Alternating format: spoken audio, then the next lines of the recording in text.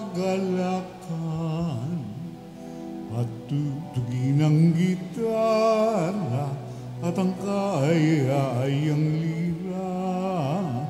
Ipaninyo ang trumpeta, kaya Panginooy dinggin, ang landas niya'y tahakin, habang buhay ay purihin, kagandahang loob niya sa atin. Purihin ang Panginoon, umawit ng kagalakan, at tugtugin ang gitara at ang kaayayang lira.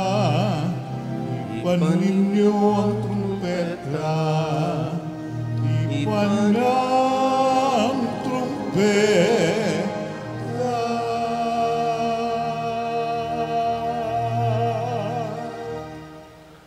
Sa ngalan ng Ama at ng Anak at ng Espiritu Santo. Amen.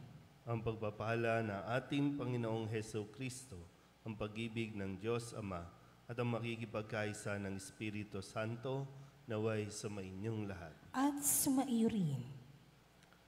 Mga kapatid, tinipon tayo bilang mga kaanib na angkan ng Diyos. Kaya dumulog tayo sa maawaing Panginoong nagpapatawad ng lubos. Sinugong tagapagpagaling sa mga nagsisisi, Panginoon, kaawaan mo kami. Panginoon, kaawaan mo kami. Dumating na tagapag-anyayang mga makasalanay magsisi, Kristo, kaawaan mo kami. Kristo, kaawaan mo kami. Nakaluklok ka sa kanan ng Diyos Ama para ipamagitan kami. Panginoon, kaawaan mo kami. Panginoon, kaawaan mo kami. Kaawaan tayo ng makapangyarihang Diyos, patawarin tayo sa ating mga kasalanan at patnubayan tayo sa buhay na walang hanggan. Amen. Manalangin tayo. Ama naming makapangyarihan, lakas loob ka naming tinatawagan, sa ngalan mo Ama naming banal. Sa kalooban namin ay panahanin mong lubos ang iyong espiritong sa aming kumungkupkup, upang sa lupaing ipinangako kami makapasok. Sa pamamagitan ni Hesus Kristo, kasama ng Espiritu Santo, magpasawalang hanggan. Amen. Magsiupo po lahat.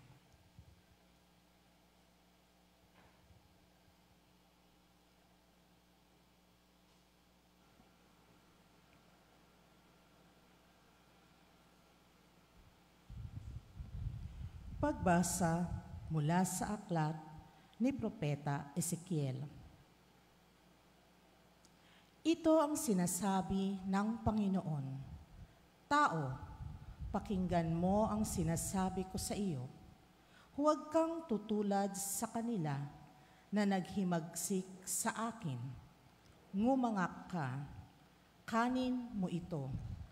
Nang ako'y tumingala, may nag-abot sa akin ng isang aklat na nakabalumbon. Inilahad ito at nabasa ko sa magkabila ang mga pananambitan, pagdadalamhati at sumpa. Sinabi pa sa akin, kanin mo ang aklat na ito. Pagkatapos magpahayag ka sa sambahayan ng Israel. Ngumanga ako upang kanin ang aklat. Sinabi niya sa akin, kanin mo ito at magpakabusog ka. Kinain ko nga ang aklat. Ang lasa ko'y parang pulot-pukyutan. Sinabi niya sa akin, tao, pumunta ka sa sambayan ng Israel at sabihin mo ang ipinasasabi ko sa iyo. Ang salita ng Diyos. Salamat sa Diyos.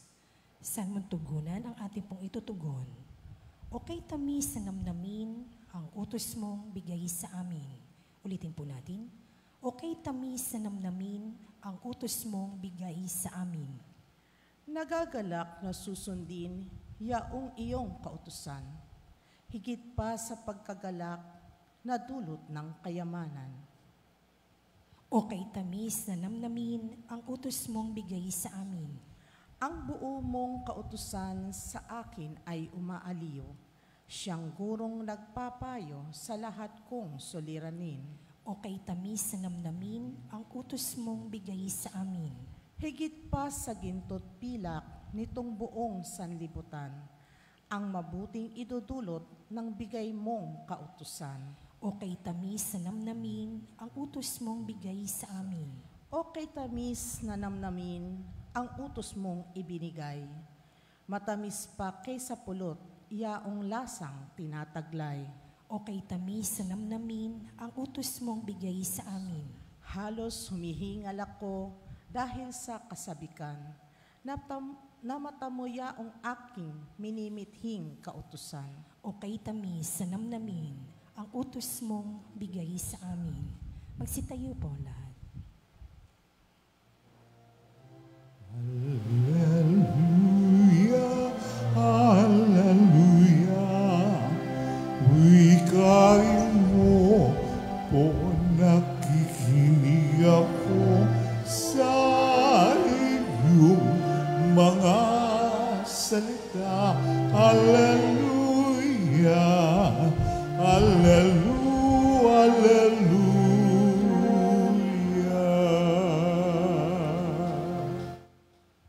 Sumainyo ang Panginoon. At sumaiyo rin. Ang mabuting balita ng Panginoon ayon kay San Mateo. Papuri sa iyo, Panginoon.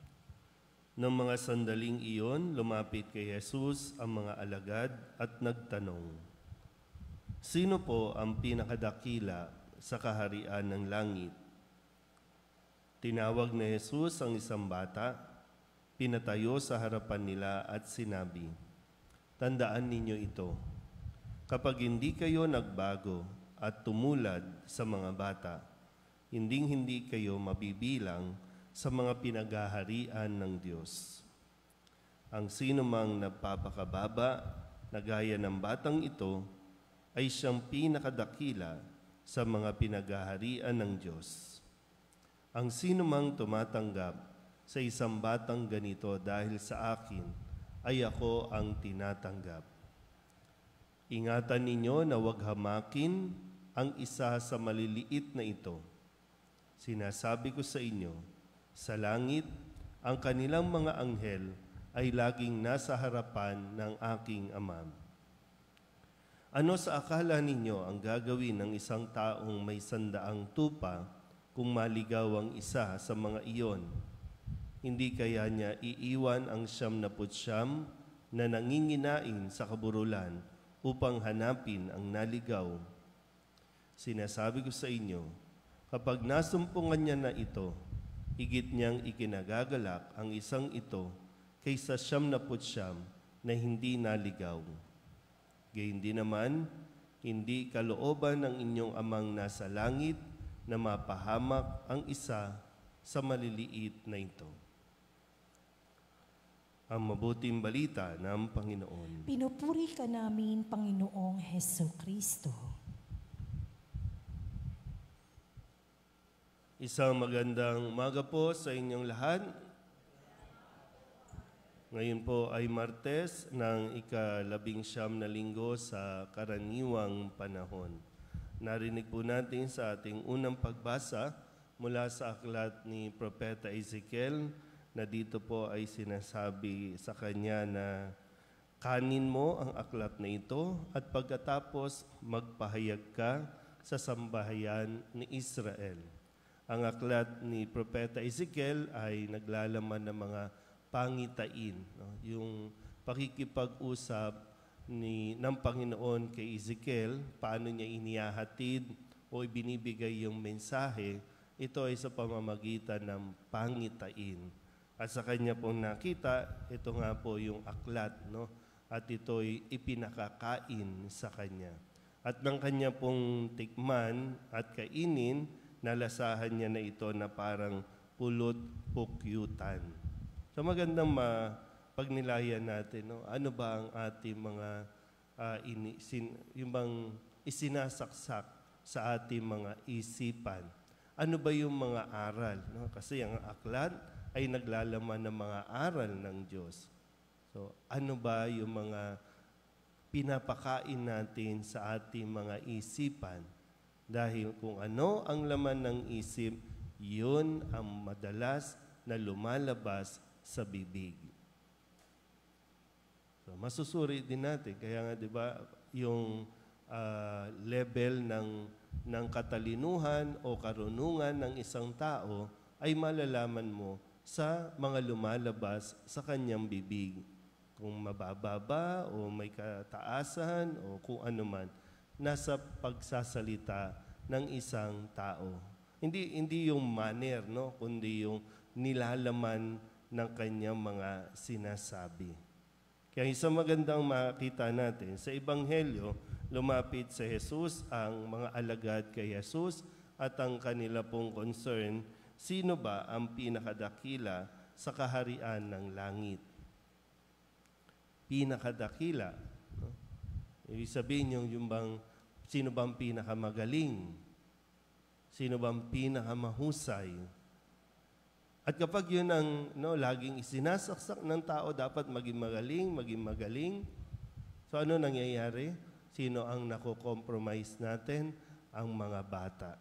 Na siya rin namang pinapaingatan sa kanyang mga alagad na wag mawawala ni isa man sa kanila. Pero sa panahon natin, ano nangyayari? Either gagamitin natin yung mga bata para matupad lang yung pangarap nating maging pinakamagaling, pinaka number 1, pinakamayaman, pinakasikat, lahat na. Ilan ba yung dahil sa kagustuhan na maging top sa kanyang karir, ang napabayaan ay mga anak?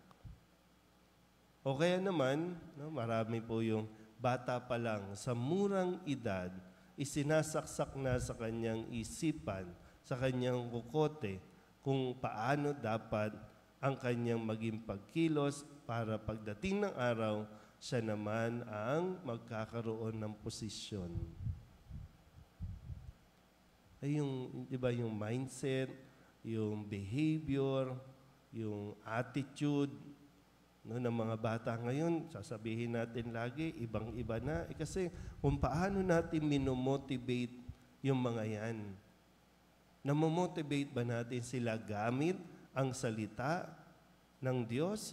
O namomotivate natin gamit ang pamamaraan ng mundo? Na kahit na may masagasaan, kahit na may masaktan, kahit na manloko, basta't maging number 1 ka lang. Yan ngayon, di ba po, sa panahon natin, bata pa lang, uhubugin na natin para maging nasa posisyon.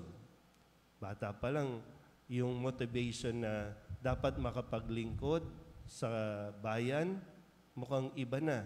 Kaya, bata pa lang, andyan na yan sa barangay, either magiging SK chairman, kasi ang pinakapangarap ng magulang, ikaw ang magiging mayor. Ikaw ang magiging senator. Ikaw ang magiging presidente. Birang-bira yung bata pa lang, ikaw ang magiging susunod na pari. Kasi pag doon, maraming pera. So pera. Kaya lahat ng kilos, lahat ng buwan ng bibig, patungkol sa pera.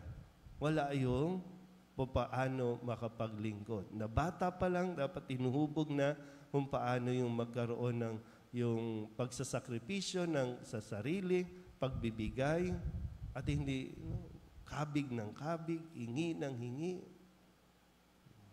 Kaya, nasaan ang mga bata?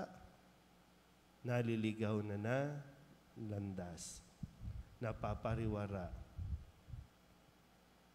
So muli, pag nilayan natin na mabuti, kasi diyan din natin makikita ano ang mga lumalabas sa ating mga bibig. Amen?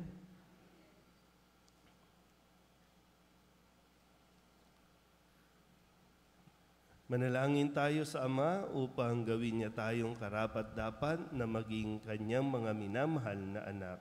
Ang ating pong itutugon, Panginoon, dinggin mo ang aming panalangin. Panginoon, dinggin mo ang aming panalangin.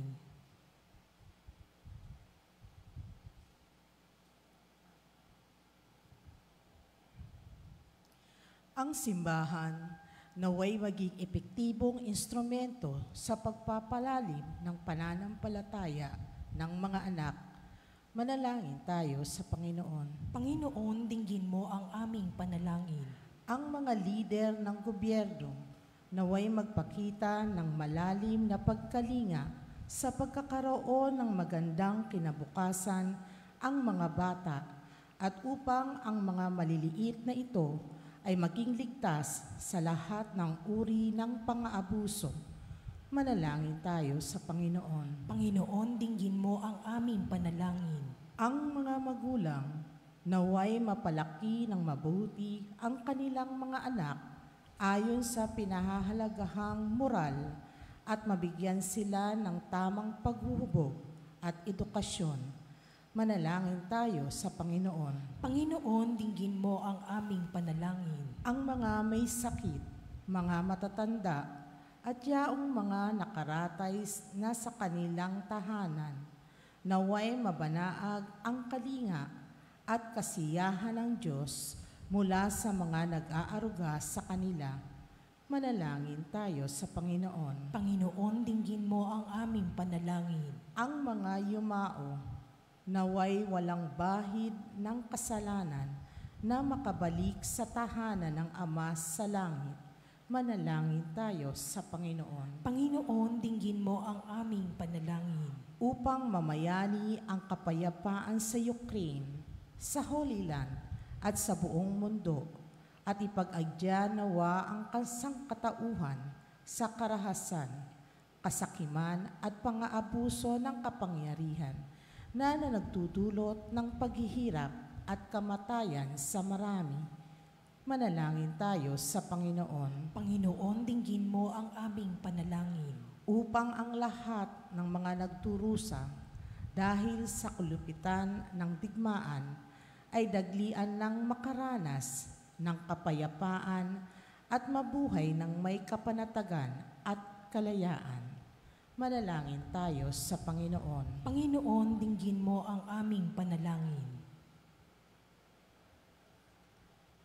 Idulog din natin sa Panginoon ang ating mga personal na kahilingan at mga panalangin para sa ating mga pamilya. Kasama din ang mga kahilingan ng mga nanonood sa online. Lahat ng mga minsang pasasalamat, special na intensyon, agarang paggaling ng mga may sakit, tang lahat ng mga kaluluwa na hinihiling na ipagdasal sa misang ito.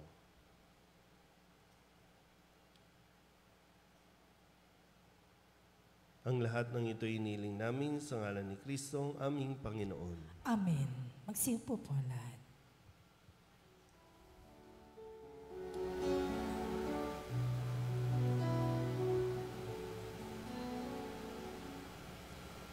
Panginoon, aming alay, itong alak at tinapay sa altar mo ilalagay,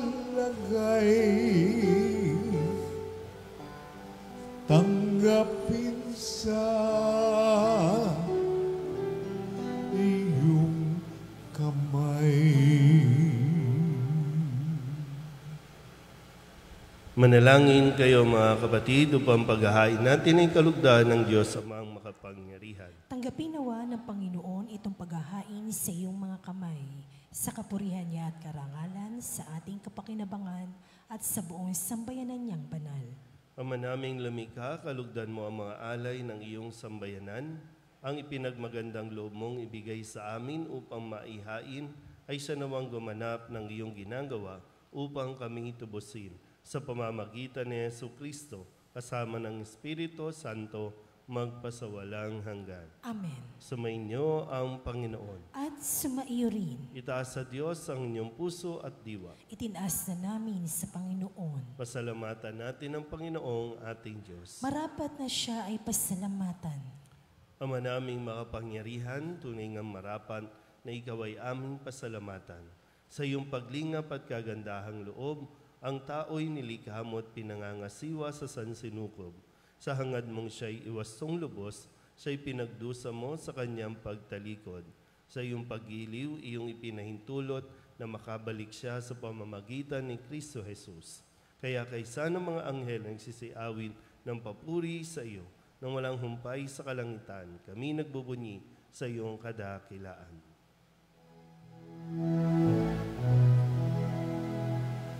Santo, Santo, Santo, Panginoong Diyos na makapangyarihan, napupuno ang langit at lupa ng kaluwalhatian mo. Hosana sa kaitaasan, pinagpala ang naparilito sa ngalan ng Panginoon. Hosana sa kaitaasan. Ama naming banal, ikaw ang bukal ng tanang kabanalan. Kaya't sa pamamagitan ng iyong Espiritu, gawin mong banal ang kaloob na ito upang para sa aming maging katawan at dugo ng aming Panginoong Hesu Kristo. Bago niya pinagtiis ang kusang loob na maging handog, inawakan niya ang tinapay, inasalamatan kaniya, inaghati-hati niya iyon, iniabot sa kanyang mga alagad at sinabi, tanggapin niyong lahat ito at kanin, ito ang aking katawan na ihahandog para sa inyo.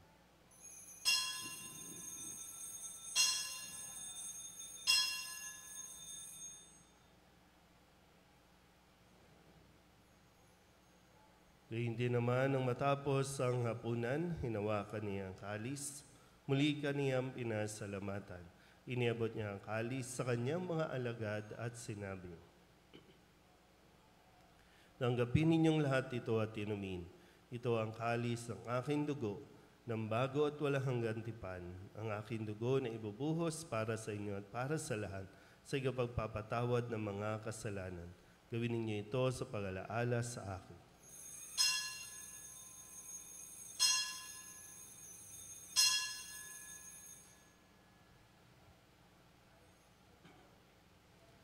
Ipagbunyi natin ang misteryo ng pananampalataya. Si Kristo'y namatay, si Kristo'y nabuhay, si Kristo'y babalik sa wakas ng panahon.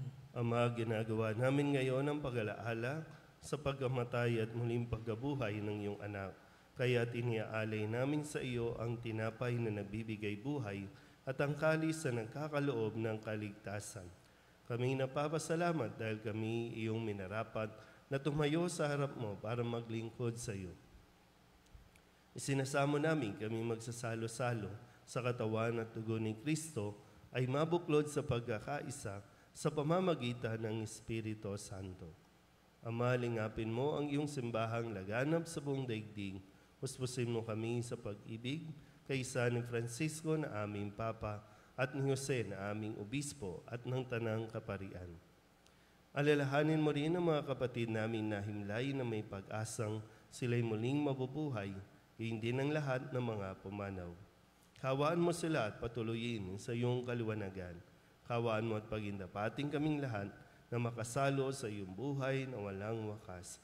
Kaysa ng mahal na Birhen Maria na ina ng Diyos, ng kabiyak ng puso niyang si San Jose, kaysa ng mga apostol at ng lahat ng mga banal na namuhay dito sa daigdig ng kalugod-lugod sa iyo, may pagdiwang nawa namin ang pagpupuri sa ikararangal mo sa pamamagitan ng iyong anak na aming Panginoong Hesu Kristo. Sa pamamagitan ni Kristo, kasama niya at sa Kanya, ang lahat ng parangal at papuri ay sa iyo, Diyos amang makapangyarihan, kasama ng Espiritu Santo, magpasawalang hanggan. Amen. Amen. Amen.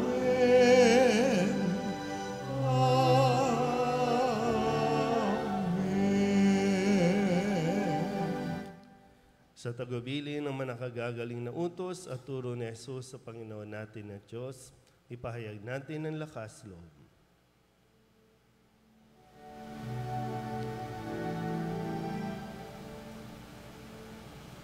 Ama namin, sumasalangit ka, sambahin ang ngalan mo.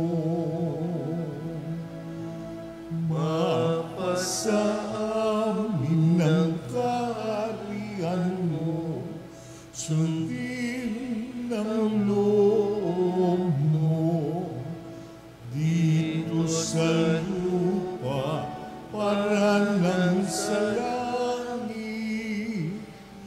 Bigyan mo kami ngayon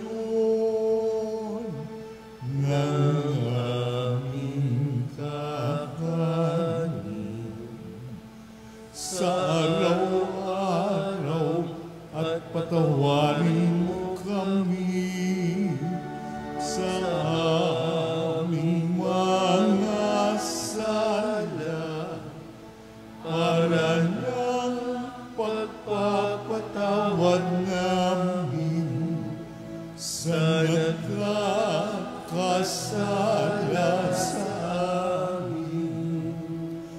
At huwag mo kaming ipahintulot sa tukso, at iadya mo kami sa lahat ng masama.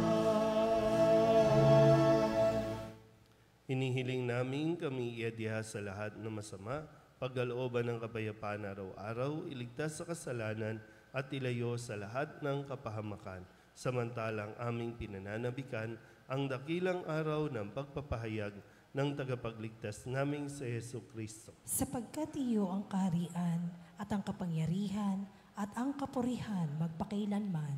Amen. Panginoong Hesu Kristo, sinabi mo sa iyong mga apostol, kapayapaan ang iniiwan ko sa inyo, ang aking kapayapaan ang binibigay ko sa inyo. Tunghayan mo ang aming pananampalataya at huwag ang aming mga pagkakasala. Pagkalooban mo kami ng kapayapaan at pagkakaisa ayon sa iyong kalooban, kasama ng Espiritu Santo, magpasawalang hanggan. Amen. Ang kapayapaan ng Panginoon ay laging sumainyo. At sumaiyo rin. Magbigayan po tayo ng kapayapaan sa isa't isa.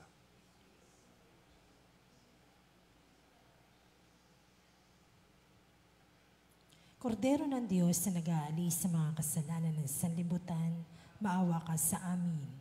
Kordero ng Diyos na nag-aalis sa mga kasalanan ng sanlibutan, maawa ka sa amin. Kordero ng Diyos na nag-aalis sa mga kasalanan ng sanlibutan, ipagkaloob sa amin ang kapayapaan. Magsilod po ang lahat. Ito ang kordero ng Diyos. Ito ang nag-aalis ang kasalanan ng sanlibutan. Mapalad ang mga inaanyayahan sa kanyang piging. Panginoon, hindi ako karapat-dapat na magpatuloy sa iyo, ngunit sa isang salita mo lamang ay gagaling na ako.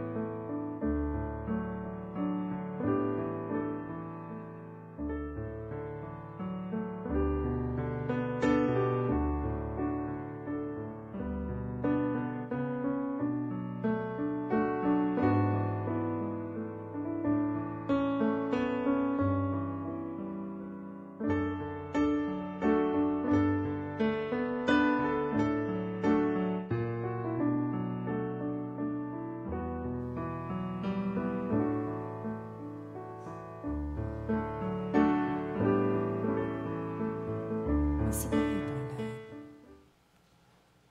Manalangin tayo.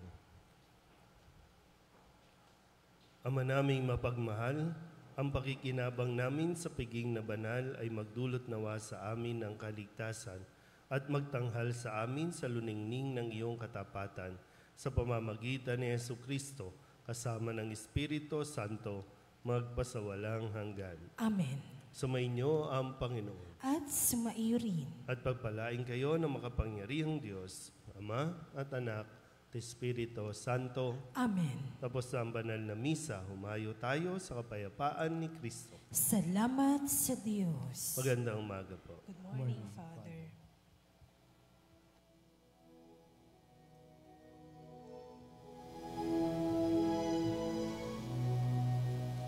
Oh, banal na paring San Nicolas de Tolentino, ikaw ay tinawag ng Diyos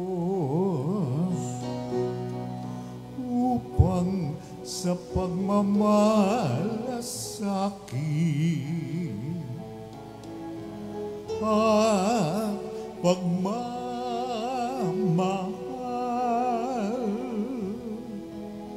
ikaw ay maging kawangis ng Panginoong Jesus.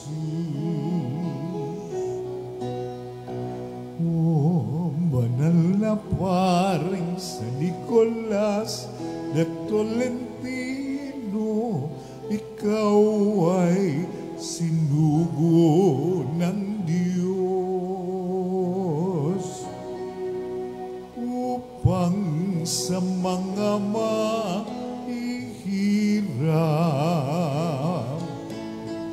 at nagugutom